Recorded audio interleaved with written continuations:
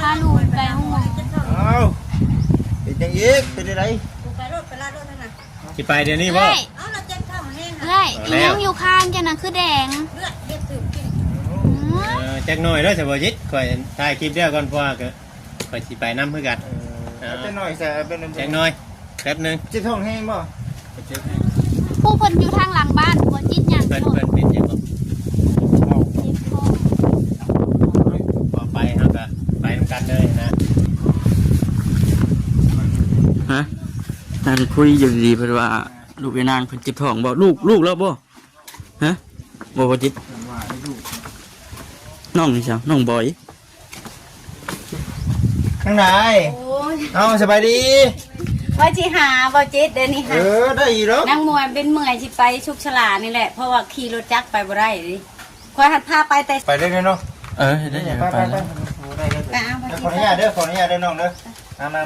ไปนี่บ่ จะเป็นเฮ็ดเป็น โอ้บ่ได้เด้อ ว่าสิโทรหาบ่เตียงแล้วขอ โอ้เมื่อเรามาหอดกับพวกนี้แล้ว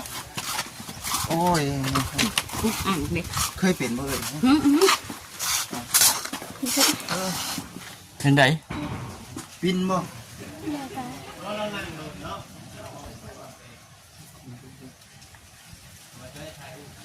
จับได้บ่อยู่พาบ่จิตโจมแล้วได้จ้ะโยม เอาคอยย่างมาคอยก้าวมาหากเป็นนี่เนาะ เป็นแต่3 โมงเช้าผู้บ่จิต เอ้า โอ้ย ข่อยชักยาแล้วท้อง อาการนักแล้วบ่เวียงเลย นัก รอบ่ไหว น้องบ่ไหว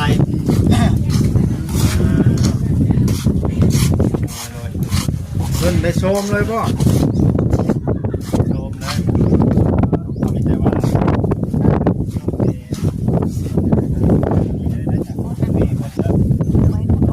ได้บ่น้อง พี่แหละขึ้นเถอะพี่ขึ้นเถอะต้องนานเท่านั้นนะเนี่ย